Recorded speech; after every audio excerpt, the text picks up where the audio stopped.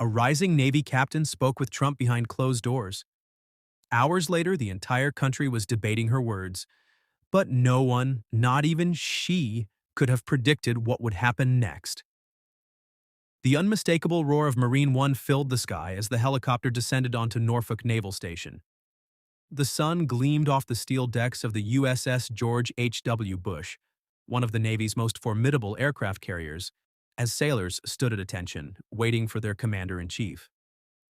Donald Trump stepped out, his signature suit crisp against the backdrop of the towering warship. Rear Admiral Jonathan Rees greeted him with a firm handshake. "Welcome aboard, Mr. President." The visit was standard protocol: tour the ship, shake hands with sailors, and discuss military strategy. But there was an unspoken weight to the moment. With tensions in global waters rising, every decision carried consequences. Trump was here not just for optics, but to reaffirm his stance on military strength. As they walked through the narrow corridors of the carrier, briefing officers presented updates on naval operations. One name kept surfacing: Captain Emily Dawson, a rising leader commanding respect in a traditionally male-dominated space. Trump's curiosity piqued. "Tell me about Dawson," he said, pausing at the mention of her name. Rear Admiral Rees hesitated, then replied, "She's one of our best, sir." Trump's expression hardened. "Then I want to meet her." The metallic clang of boots echoed as Captain Emily Dawson strode down the corridor.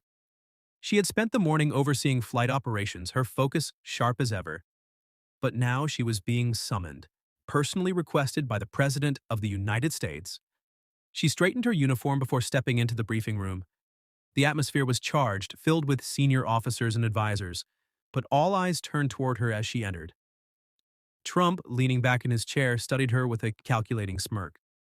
"Well, well," he said, his voice carrying an edge of amusement. "They say you're the one to watch." Dawson stood firm. "I just do my job, sir." Trump tapped his fingers on the table. 18 years in the Navy, commanding a crew of sailors, what's the hardest part of leadership? Dawson hesitated only for a second. "Earning trust," she said, "especially as a woman in command. Respect isn't handed to you. You have to prove yourself, over and over." The room was silent. Some officers shifted in their seats. Trump's gaze sharpened. "You think that's unfair?" She met his stare without flinching. "I think it's reality." For a moment, there was nothing but the hum of the ship beneath them. Then Trump exhaled, nodding slightly. "Interesting?" Outside the door, a journalist with a phone in hand had caught every word. The first clip appeared online within hours. A 7-second snippet, stripped of context, but powerful enough to ignite a nationwide debate. Trump's voice rang out, "People don't respect weakness, never have, never will." The video cut off before Captain Dawson's response, leaving the internet to fill in the blanks. Within minutes, the clip was everywhere: Twitter, cable news, political blogs. Some hailed Trump's words as a hard truth about leadership. Others saw it as a dismissal of the struggles women faced in the military. Dawson woke up to chaos. Her phone buzzed relentlessly, texts from colleagues, family, even old friends. Some were supportive. "You handled that perfectly." Others, not so much. "Why did you even engage with him?" The media requests poured in. CNN wanted an interview. Fox News wanted her perspective. Podcasts, military forums, even the New York Times reached out.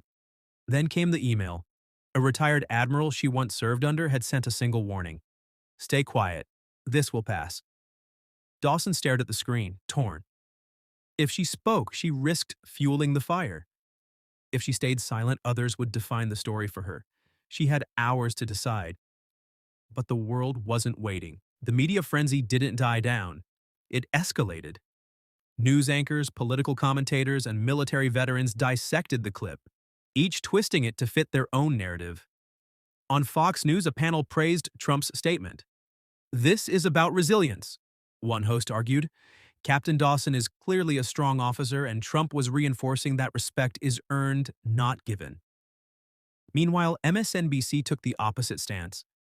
"This is exactly why women in the military struggle," a retired Navy officer said. "We work twice as hard and still get told to prove ourselves over and over again." Social media turned into a battleground. Some users defended Dawson. She didn't say anything controversial, she just spoke the truth. Others attacked her. The military isn't about feelings. If she can't handle criticism, she shouldn't be in command. Then came the threats. At first, just anonymous online comments. Then, an email. Stay in your lane.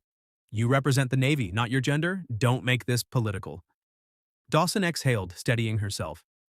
She had spent her entire career fighting to be taken seriously. But now, it wasn't just about her, it was about every officer watching. Captain Dawson sat in her office, scrolling through an endless flood of messages.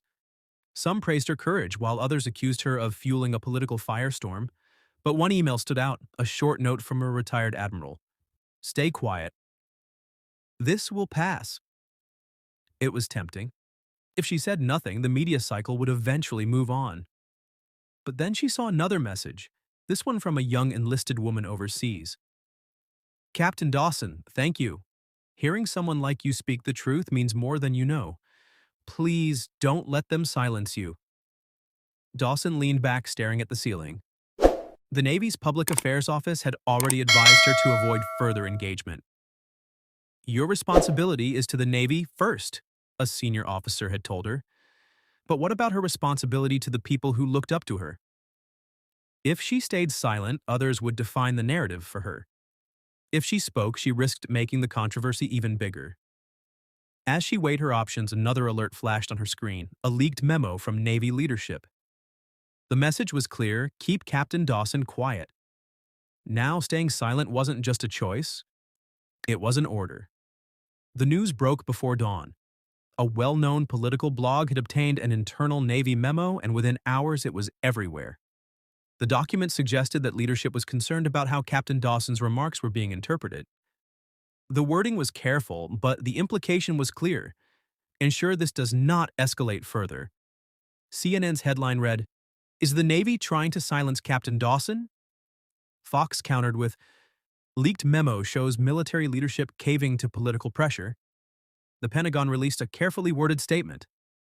"We respect Captain Dawson's service. All officers are expected to maintain professionalism in public discourse." Dawson sat in her office, phone buzzing nonstop. Politicians, military officials, and media personalities all had something to say. A retired Marine general defended her. Women in the military shouldn't be punished for speaking the truth. Meanwhile, a conservative commentator dismissed it. This is why we need to focus on strength, not social issues. Then, in a radio interview, Trump finally weighed in. She's tough. Let her do her job. The firestorm raged on, but Dawson knew one thing. If she didn't take control of her own story, someone else would. Captain Dawson sat at her desk, scrolling through endless headlines, tweets, and opinion pieces, dissecting her every word. Everyone had an opinion, but no one was asking her what she actually thought. Requests for interviews flooded in: CNN, Fox, major newspapers, even a few podcasts. She could ignore it, let the media cycle move on, or she could step into the conversation on her own terms. That's when she made her decision. No press conferences, no TV interviews, just her words, unfiltered. Opening her official Navy page, she began typing, "Leadership is about responsibility, trust, and proving through action why people should follow you." That journey looks different for everyone. I never sought to be part of this debate, but I won't let others define my words. I serve because I believe in my country and in my sailors. That's what matters. She posted it. No theatrics, no spin. Within minutes, reactions flooded in. Thousands of shares, support from fellow officers, and, of course, more criticism. But one thing was clear: she had taken control of her own story. Now, all that was left was to move forward, on her terms. The media frenzy didn't disappear overnight, but Dawson's statement shifted the conversation. Without a dramatic TV appearance or a heated debate, the story lost its momentum. Other headlines took over, and the political firestorm began to fade. Inside the Navy, however, her words lingered. Leadership briefings referenced her statement. Junior officers quietly discussed the pressures she had exposed. It wasn't a revolution, but it was a ripple, one that might grow over time.